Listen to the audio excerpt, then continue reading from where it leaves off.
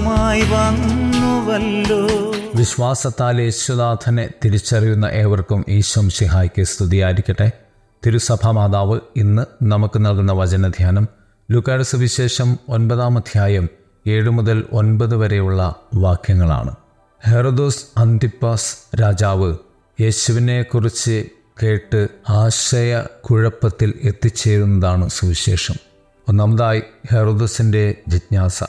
യേശുവിനെ കാണുവാനുള്ള ഹെറോദോസിൻ്റെ ആഗ്രഹം ദൈവത്തിൻ്റെ വെളിപാടിനോടുള്ള തുറന്ന മനസ്സിനേക്കാൾ ലൗകിക അധികാരത്തിൻ്റെയും സ്വാർത്ഥതയുടെയും ഭയത്തിൻ്റെയും ജിജ്ഞാസയിൽ നിന്നായിരുന്നു. യേശുവിനെ ഒരു കാഴ്ചയായി കാണാൻ അവൻ ആഗ്രഹിച്ചു. അവൻ്റെ ജീവിത രീതി യേശുവുമായുള്ള കൂടിക്കാഴ്ചയുടെ പരിഹാസ്യ ഭാവമായി. കാരണം അവൻ യേശുവിനെ കുറിച്ച് കേട്ടു, പക്ഷേ യേശുവിൽ അവന് രൂപാന്തരീകരണം ഒന്നും തന്നെ ഉണ്ടായില്ല. രണ്ടാമതായി യേശുനാഥൻ്റെ വ്യക്തിത്വം. യേശുവിൻ്റെ വ്യക്തിത്വം അഹങ്കാരമുള്ള മാനസികാവസ്ഥകളെ അമ്പരിപ്പിക്കുന്നു. അത് ദൈവപുത്രൻ്റെ വ്യക്തിത്വമായിരുന്നു. അതുകൊണ്ട് യേശുവിൻ്റെ വാക്കുകളിലും പ്രവൃത്തികളിലും ഉപമകളിലും ഒക്കെ ആത്മാക്കൾക്ക് വേണ്ടിയുള്ള ദാഹവും വിശുദ്ധിക്ക് വേണ്ടിയുള്ള പ്രകരണങ്ങളും. 3, നമ്മുടെ മനസ്സാക്ഷി നാം ആത്മശോധന ചെയ്യേണ്ടതുണ്ട്. പാപപൂർണമായ ഒരു മനസ്സാക്ഷി നിമിത്തം നാം ഭയവും സംശയവും കൊണ്ട് നിറയുന്നുണ്ടോ? നമ്മുടെ ക്രിസ്തുബന്ധം എത്രത്തോളം ആഴമുള്ളതാണ്? നമ്മുടെ മാനുഷിക ബന്ധങ്ങൾക്ക് ക്രിസ്തുവിൻ്റെ മണമുണ്ടോ? നമ്മുടെ അന്തരംഗത്തിന് ക്രിസ്തുവിൻ്റെ ചൂടുണ്ടോ എന്നൊക്കെ നാം ബോധ്യപ്പെടേണ്ടതുണ്ട്. നാം നമ്മുടെ മനസ്സാക്ഷിയുടെ ശബ്ദം കേൾക്കുകയും ശ്രദ്ധിക്കുകയും വേണം. ക്രിസ്തുവിനോട് നാം ചേർന്നിരിക്കുമ്പോൾ അതിന് ക്രിസ്തു സ്നേഹത്തിൻ്റെ മണമുണ്ട്. അല്ലാതെ ആ മനസ്സാക്ഷിയെ നിശബ്ദമാക്കുകയോ നിർവീര്യമാക്കുകയോ നിർഗുണമാക്കുകയോ ചെയ്യരുത്.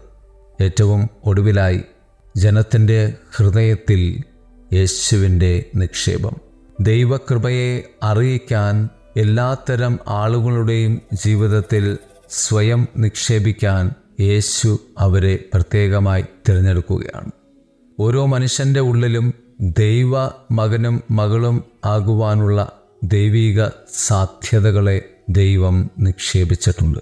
അതാണ് എല്ലാവർക്കും വേണ്ടി സ്വയം നൽകുവാൻ മനസ്സാകുന്ന യേശുനാഥൻ്റെ സ്നേഹം പോലെയുള്ള ആത്മീയ നിക്ഷേപം. പ്രിയരെ, നമ്മുടെ മനസ്സാക്ഷി ക്രിസ്തു സ്നേഹത്തിൻ്റെ, അനുഗ്രഹത്തിൻ്റെ, കൃപയുടെ ഒക്കെ ആകട്ടെ എന്ന് പ്രാർത്ഥിക്കാം. ദൈവം നമ്മെ സമൃദ്ധമായി അനുഗ്രഹിക്കട്ടെ. ആമേൻ. നന്ദി നന്ദി എൻ ദൈവമേ, നന്ദി എൻ യേശുപരാ.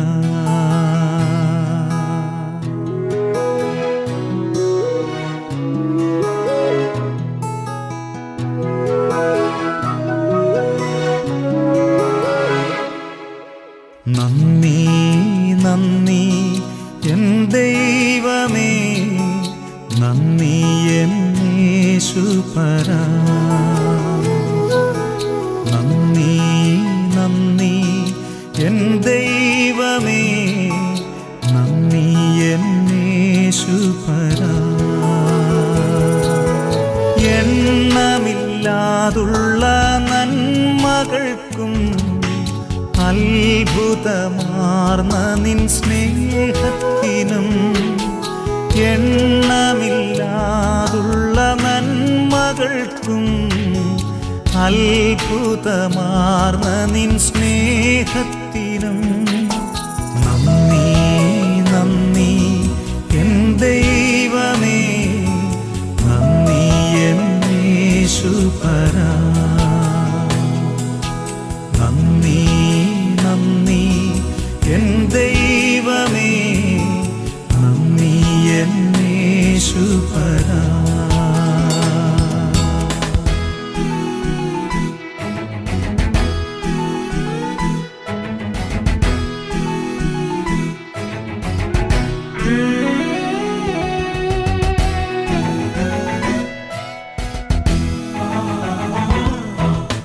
പാപത്താൽ മുറിവേറ്റ എന്നെ നിന്റെ പാണിയാൽ ചേർത്തണച്ചുവല്ലോ.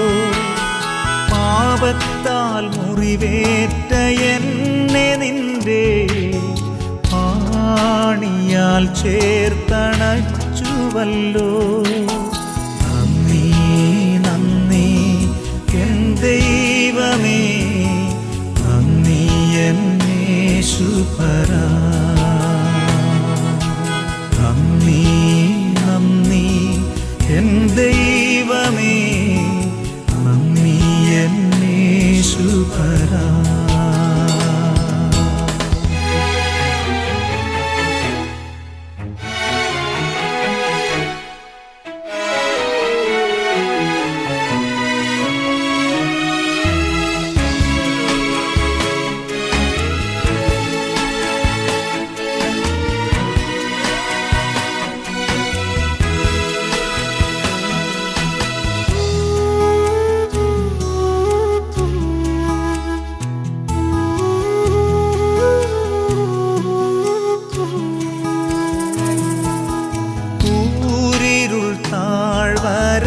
താഴ്വരയതിലുമെൻ്റെ പാതയിൽ ദീപമായി വന്നുവല്ലോ.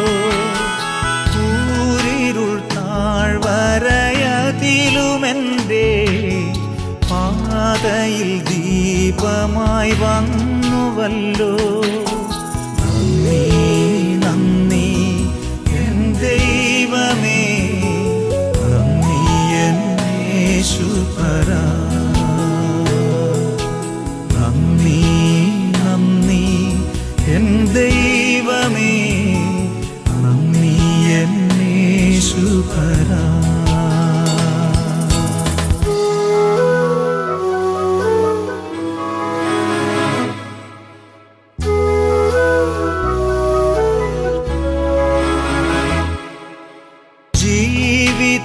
ജീവിതശൂന്യതയിൻ നടുവിൽ നിറവായ അനുഗ്രഹം ചൊരിഞ്ഞുവല്ലോ. ജീവിതശൂന്യതയിൻ നടുവിൽ നിറവായ അനുഗ്രഹം ചൊരിഞ്ഞുവല്ലോ.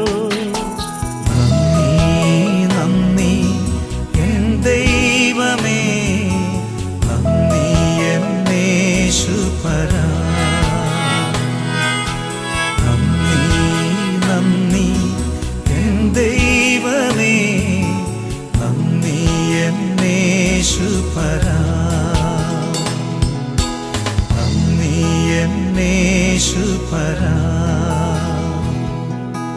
നന്ദി എൻ യേശുപരാ.